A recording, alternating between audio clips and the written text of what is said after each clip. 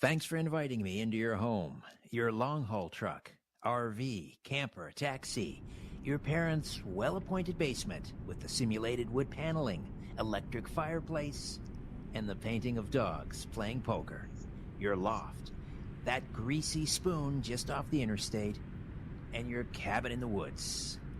Welcome to Coast AM, the very best in late-night talk radio. I'm Richard Serrett, stepping in for George Noory.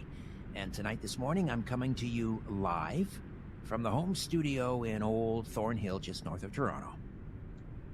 Tonight's journey takes us deep into the sultry heat of the United States, from the rugged peaks of the Appalachian Mountains to the sprawling swamps of the Florida Everglades, the enchanting bayous of Louisiana, to the arid deserts of Texas. Join us as we unravel the mysteries of Bigfoot sightings with wildlife journalist, broadcaster, and author Chester Moore. Stories of the elusive Sasquatch have woven themselves into the very fabric of Southern culture, echoing through the ages with whispers of colossal hairy beings haunting the wilds, leaving footprints as deep as the enigmas they embody. Chester has dedicated his life to unraveling the secrets of the wilderness. He has an insatiable thirst for truth and steadfast determination. He's trekked through the untamed landscapes of the southern states, listening intently to the tales of those who claim to have encountered the legendary creature known as Bigfoot. But what drives these sightings? Are they mere figments of the imagination, or do they herald something far beyond our comprehension? Chester illuminates the evidence, the first-hand accounts, and the tantalizing clues that suggest a creature science has yet to fully grasp.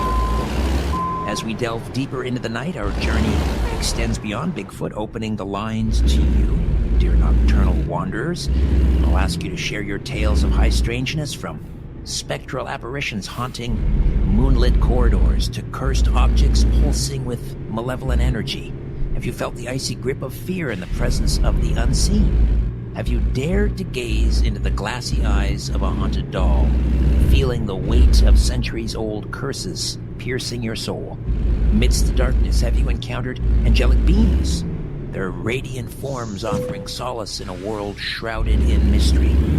But beware, for shadows harbor more than just ghosts. They conceal malevolent entities lurking with sinister intent. Have you caught fleeting glimpses of these sinister silhouettes, chillingly aware of their malevolence? And what of interdimensional beings, defying the laws of physics and beckoning from realms unknown? Have you stood upon the threshold between worlds, feeling the pull of something beyond comprehension? As the cosmos unfurls its mysteries, UFOs streak across the sky, heralding visitors from distant stars. Have you witnessed their silent descent, feeling awe and trepidation intertwine? Abductions haunt the night, leaving souls shaken and scarred by encounters and extraterrestrial beings. Have you felt the cold touch of alien instruments probing your very essence? Coming up first, wildlife journalist Chester Moore and Bigfoot South. Welcome to the Audio Imaginarium. Come on in, weary traveler, hang your cloak on a peg, grab a stool, and come gather round the fire. There are stories to be told, and you are among friends. I'm Richard Serrett, sitting in for George Noory, and this is Coast to Coast AM. Why don't you stay a while? Chester Moore has worked as a wildlife journalist since he was 19 years old. He's editor-in-chief of Texas Fish and Game, host of More Outdoors Radio and on News Talk AM 560 KLVI, host of the Higher Calling Wildlife and Dark Outdoors podcasts, and author of 15 books on fishing, hunting, and wildlife. He's contributed to Sports Afield, Wild Sheep, Sport Fishing, Deer and Deer Hunting, Tide, In Fisherman, Sport Fishing, Ducks Unlimited, Delta Waterfowl, Gulf Coast Fisherman, Hunter's Horn, Game Trails, the ZAA Journal, and dozens more.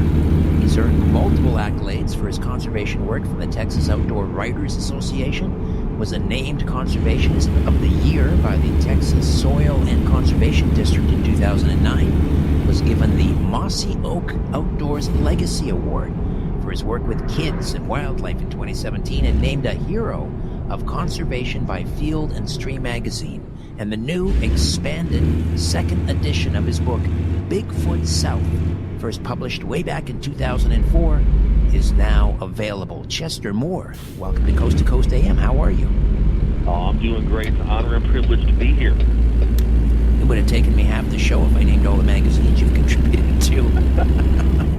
Oh, it's $20 for the intro. Thanks. Make it American. Our money up here is just monopoly money. Thank you. So I hear you. 20 years since Bigfoot South first published. What took you so long for the second edition? Well, I didn't think I had anything else to say on the topic. I kind of said what I thought, I needed to say. And then, maybe 15 years went by, and I kept hearing things and reports and kind of new things were coming up from eyewitness accounts and things like that. And I thought, maybe it might be time toward that 20-year mark to put something else together again. So I started kind of compiling things and realized that there was a lot to add to it, and that it was something worth digging back into, and not only polishing it up a little bit, but even taking it to a different level.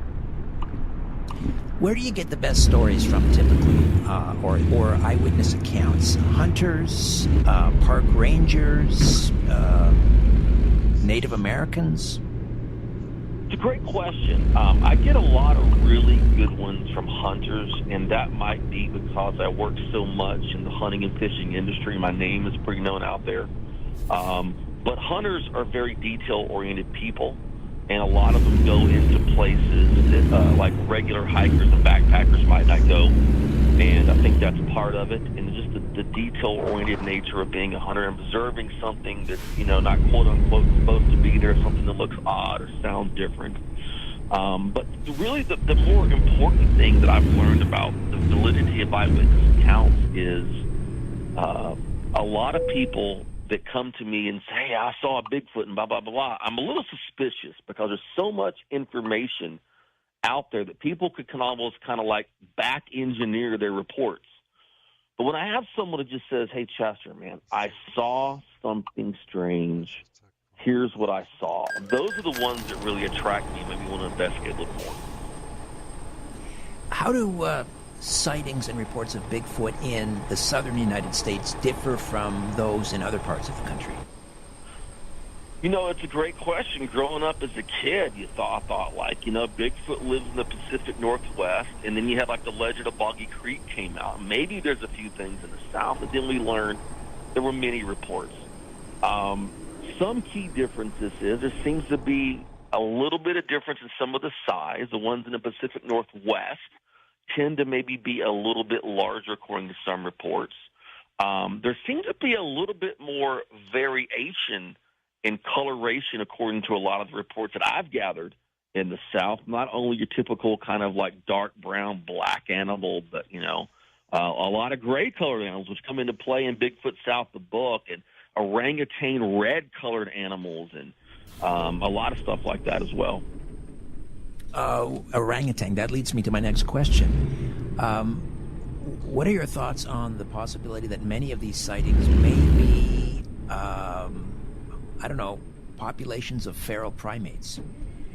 It's an interesting question, and in the new edition of Bigfoot South, you get it at BigfootSouth.com, I actually have a whole new chapter all about feral apes and primates. And what was really interesting in the research, even 20 years ago, but more so now, is that I had people who say, hey, I saw this, but it didn't necessarily fit the typical Bigfoot type report.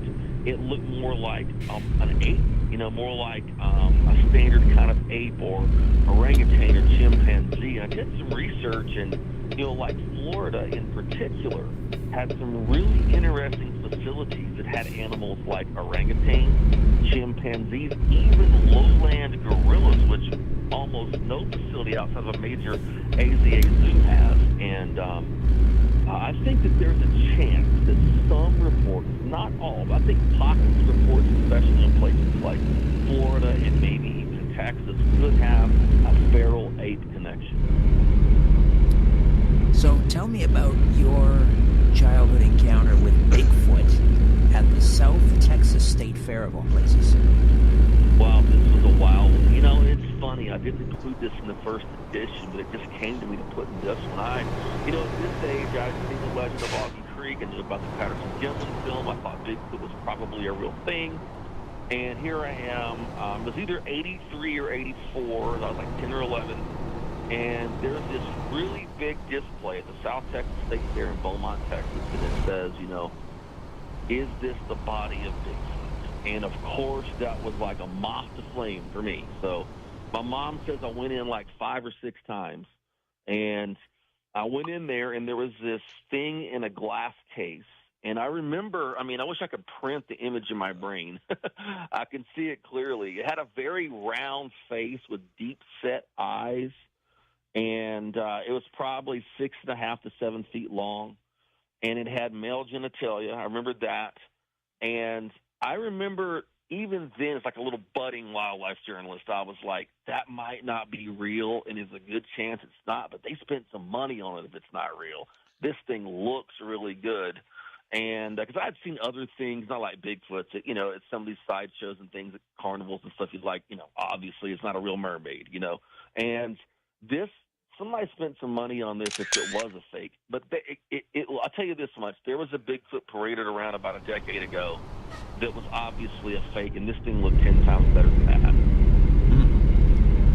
Were you able to pin down who the exhibitor was? Are there any? No, I've tried, and I've asked, and no one. I did have someone reach out to me, and they saw a Bigfoot at a fair in Dallas, Texas, in the 70s. But if anyone was at, the South Texas State Fair in the early to mid 80s and saw something like that, I'd love to hear from you.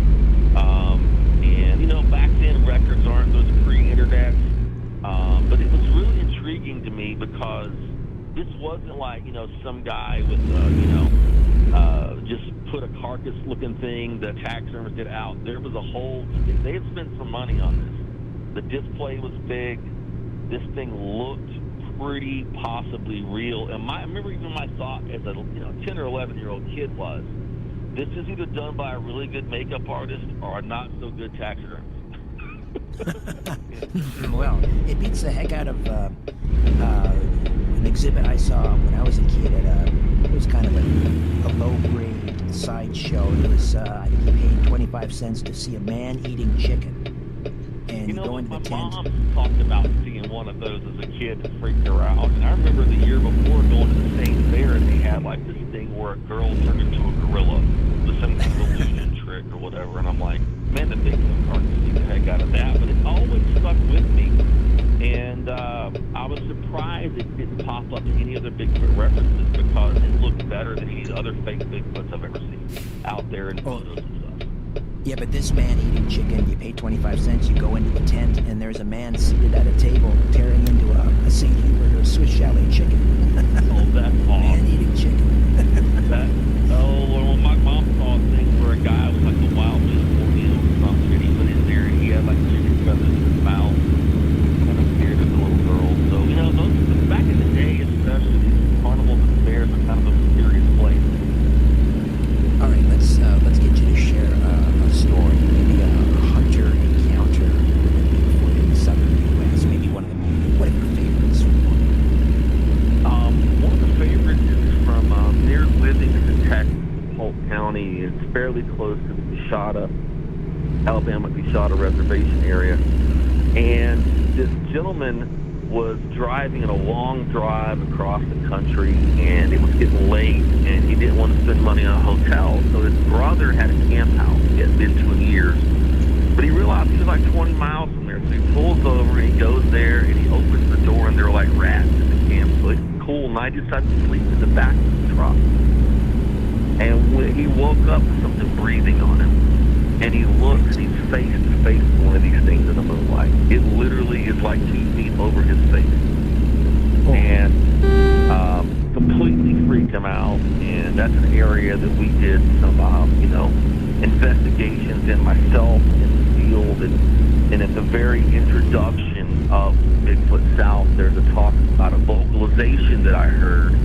And that was the location, that general area of that vocalization. What role do indigenous perspectives and traditions play in understanding the phenomenon of Bigfoot in the southern U.S.? It's really interesting because, these were people here a long time before European settlers, and, every group seemed to have their own traditions about different things, a way of looking at things. But, and I don't have a really good list offhand of different names, but like Louisiana Choctaw talks about a thing called an elusive Fayala, called the Long Evil Lead, and it seems that most native traditions had some kind of like a hairy wild man. There was some kind of a thing like this out there. And so it wasn't just like, the Patterson-Gimlin film happened in 1967, or the tracks in California in the 50s, or even like Eric Shipton and the Yeti way back when. There was all these traditions from indigenous people that didn't have the word Bigfoot or Sasquatch attached. Those names were invented in the 50s or whatever. They were invented later on, but they have some kind of a creature that's like this, that's going to be part of their lore.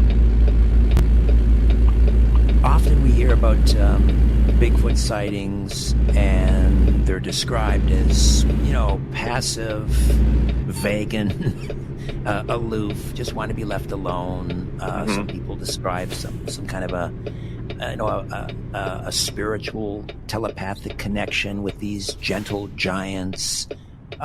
What are the Bigfoot like in the southern U.S.? Are they? Do you get the same type of reports, or do they tend to be a little more ornery? Well, I once said that Bigfoot of the Pacific Northwest were hippies and listened to like Joan Baez and music from the '60s, and over here in the South they listen to Black Sabbath, or Slayer maybe. There's quite a few reports of aggression in the South. I mean, even made famous by the docudrama, The Legend of Boggy Creek, which is actually really accurate on the reports. And you have a report of a gentleman who was actually attacked by one and brought to a hospital. You have a lot of people that talk about having things like rocks thrown at them, really intense guttural growls and things that are scaring them out of the woods. And that seems to be something that's very common in certain areas of, especially along the Texas-Louisiana border, even going up into Arkansas and Oklahoma. The Arklatex seems to have a lot of the rock and stick throwing and the really intense growl sounds that are to scare a lot of people. And, stories of like, hey, I was out coon hunting at night with my dogs, and my dogs ran away, and I never heard anything like that. They ended up finding tracks. And they just get this impression, this feeling that whatever it was really didn't want them there. You got to tell me more about the individual sent to hospital as a result of a Bigfoot encounter. We've got about 3 minutes here before the break. Let's get into that. Yeah, it's a classic tale from in the Legend of Boggy Creek. These two couples were working in Falco, Arkansas. This would have been the early 1970s. And they kept having stuff happen around the house. Crazy sounds. They found tracks. They go out one night. Bobby Ford, this guy's name. And they go out our friend Lyle Blackburn got the lowdown on this. And they go out, and this thing apparently hit him. Ran into him and hit him. And it's kind of mysterious exactly what happened, but the story was the story. The guy kept that story going, that this thing attacked him and hit him and sent him to the hospital, had a police escort and everything. And,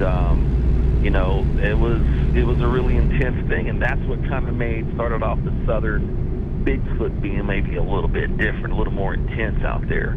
But there are other reports out there, maybe not quite as dramatic, but of something that sometimes does like people being in the woods. Got about 2 minutes here. What do your fellow conservationists, outdoor wildlife journalists make of this whole phenomenon? When you write a book like Bigfoot South, do you get sort of sideways glances like, Chester, what are you doing? I don't get asked about stuff a lot. I mean, I don't, Bigfoot is not the thing that I'm not obsessed with it myself. I'm very interested in it.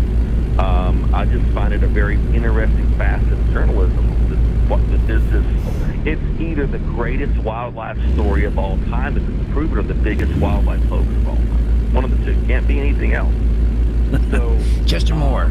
Let me just remind folks for listening to Chester Moore, wildlife journalist and editor-in-chief of Texas Fish and Game, host of the More Outdoors radio program and the Higher Calling Wildlife and Dark Outdoors podcasts. We'll take a quick time out, back with more on Coast to Coast AM. And we are back with Chester Moore, editor-in-chief of Texas Fish and Game, the host of More Outdoors radio show, and the host of the Higher Calling Wildlife and Dark Outdoors podcasts.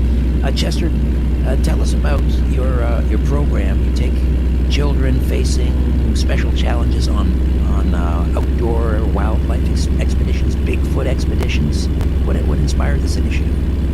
Well, it comes out of our, we're followers of Christ. One of the things we do is we want to love children in a very in a way that inspires them. And, kids are going through so much these days. And, we had a kid we know that lost her father in an industrial accident. I knew she liked animals, and I asked her what her favorite animal was, and she said a zebra. And I said, "Do you want to meet a zebra?" She said, "Is that possible?" I said, "It will be." And that became our Wild Wishes program. We've made 237 of these Wild Wishes. And early on, I had a kid wanted to do a Bigfoot expedition. Took him into the Big Thicket National Preserve in East Texas, and guess what happened? He got a pretty impressive vocalization that night. And we've done multiple expeditions with kids facing special challenges, whether it's terminal illness, whether it's loss of a parent or a sibling, even kids that have like severe depression. And we just take them out, let them have fun, and take them on legitimate expedition. Let them mess with thermal imaging, audio recording devices, bring some plaster if there's any kind of tracking of other animals. And it's just to get their focus. Because what happens is if a kid has some kind of a trauma, they think life will never get better than before that trauma happened. We want to let them know that good things can still happen in our life. The little way that me and my wife do is by taking kids on expeditions and give them special wildlife encounters. And how can Coast listeners get involved and maybe help out? Yeah, you can go to kingdomzoo.com. That's kingdomzoo.com. Also, my blog, highercalling.net. You'll see a youth outreach link on there. You can check it out there. Thanks for asking. That's really what we're doing. We're actually calling our summer the Summer of the Shark. We're taking 3 kids on Sunday under those categories and going in a shark cage at the Texas State Aquarium and letting them realize their dream of doing a very safe shark dive. How do you think the growing interest in Bigfoot and, let's say, cryptid research in general are impacting wildlife conservation efforts, if at all? I'm doing a project with a friend of mine, Paul Stasinski, and it's called A Wild Man in the Woods. I'm the narrator of this YouTube series that we do, and it's all about, pointing toward conservation, because kind of what we see is that a lot of people that might not hunt, they might not fish, they might not, go hike the Appalachian Trail, but they are interested in Bigfoot things. So they're actually going out in the woods. And because of the Pittman-Robertson Act, which, certain kinds of sporting goods are money excise taxes go back into conservation. They're actually contributing to conservation by going out there.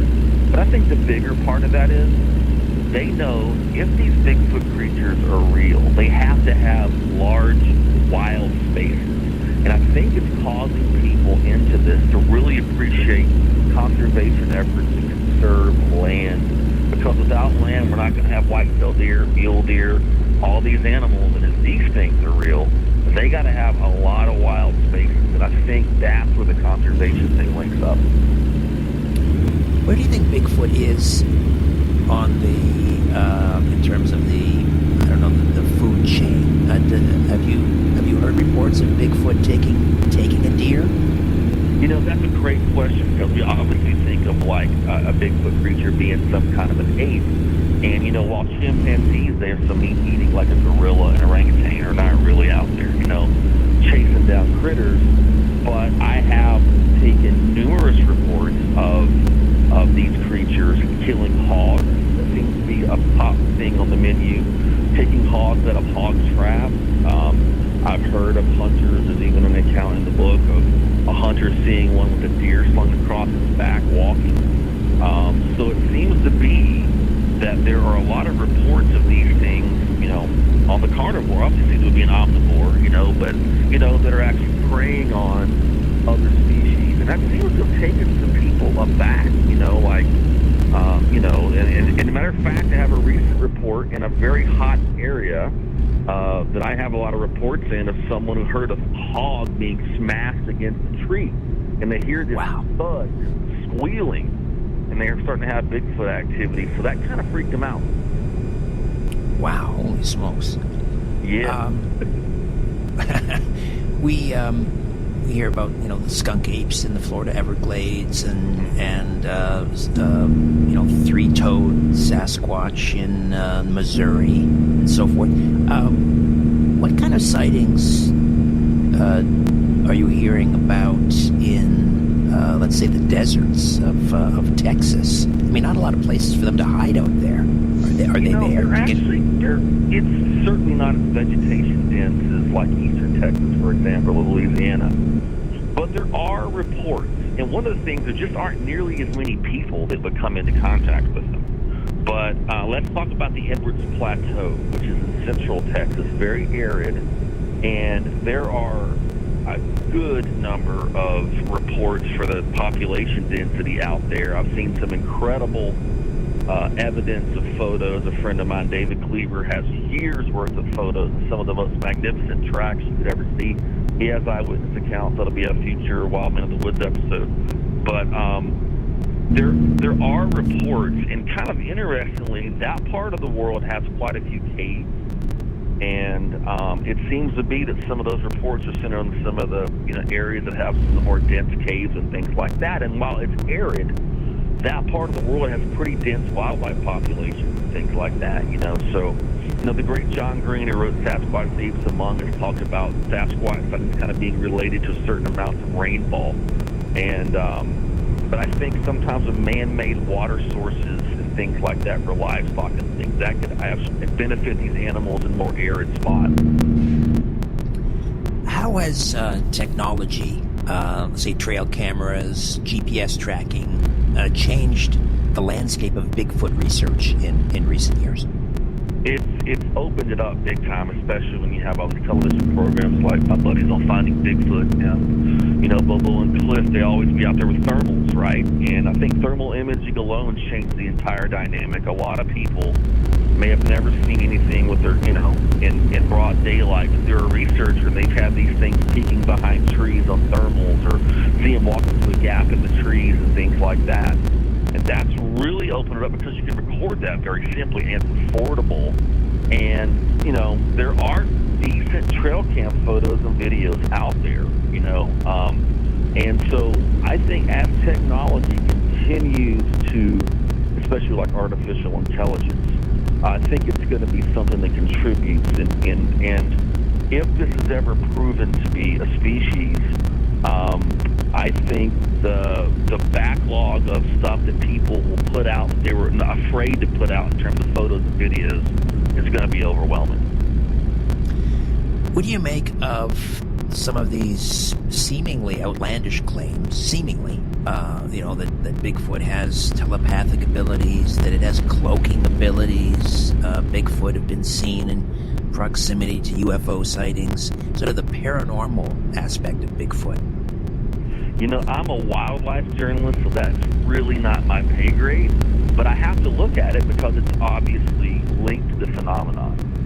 I have spoken to perfectly logical sounding people that have had encounters that seem a little more extra normal, maybe a little paranormal, but what I see, what I have cataloged, points towards something that's a flesh and blood animal.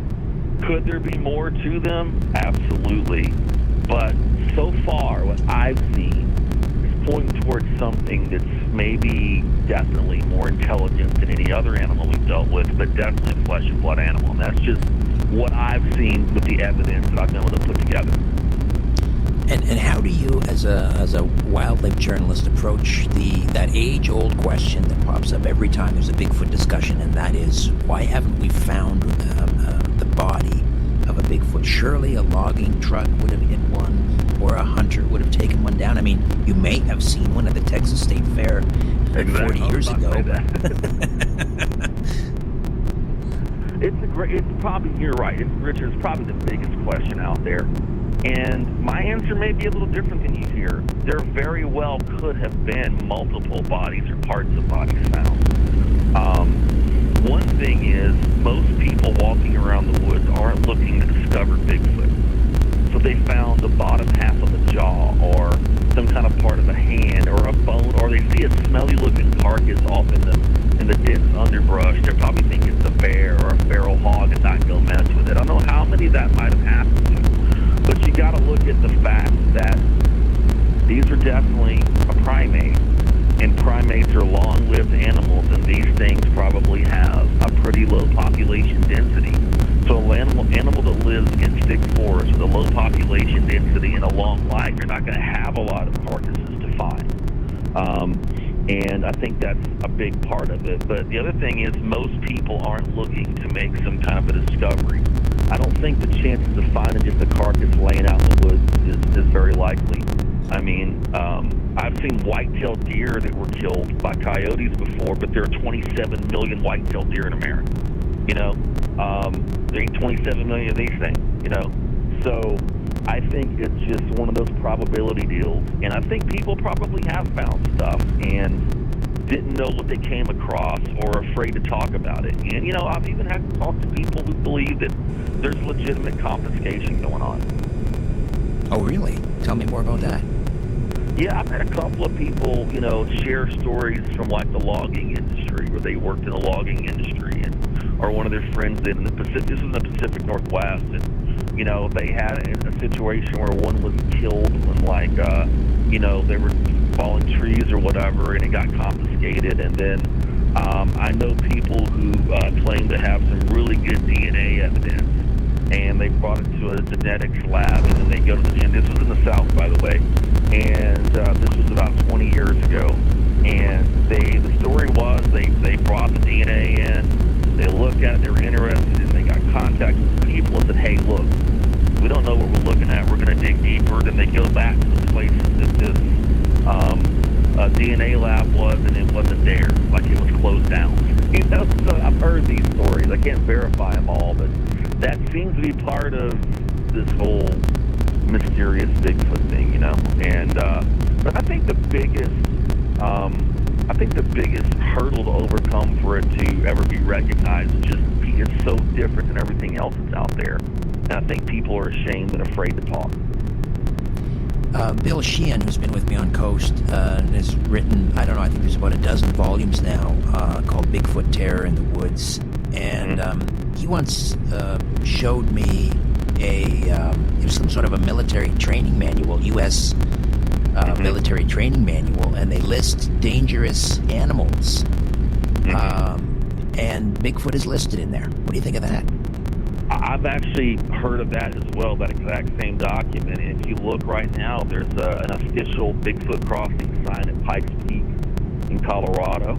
I'll be out that direction here in a couple weeks at one of our kids' expeditions. There's counties in Washington where they're prohibited from a hunter killing one, and it's almost like soft disclosure, you know, like of what's going on. And I think that as technology increases and the amount of forest decrease, if these things are real, and I think there's something out there, I think the chances of us having some kind of a resolution to this are definitely ramping up. We've got about 3 minutes here before the top of the hour break. Can you share another, let's say, scary encounter from your book, Bigfoot South? I'll tell you a scary encounter is when it happened to us. Me and my dad and my aunt and uncle I was like 10 years old, 11 years old around the time I saw the carcass at the fair or whatever. And we were down rabbit hunting at night, which is legal in Texas, with headlights on my aunt's property. This thing started growling. And everybody backed out, including my uncle, who was in the Marines, 68, 69, in Nam. And I asked, hey, Dad, what is it? He said, it must be one of your uncle's bulls caught up in the fence. So why don't we go help it? He goes, no. And we left. And then I ended up, my dad tried to talk me into it was a black bear. And I worked with black bears in college in captivity, realized it wasn't a bear. And then, fast ears, and we hear the exact same sound coming from the woods in Polk County, Texas, where the guy had the face-to-face encounter I shared earlier.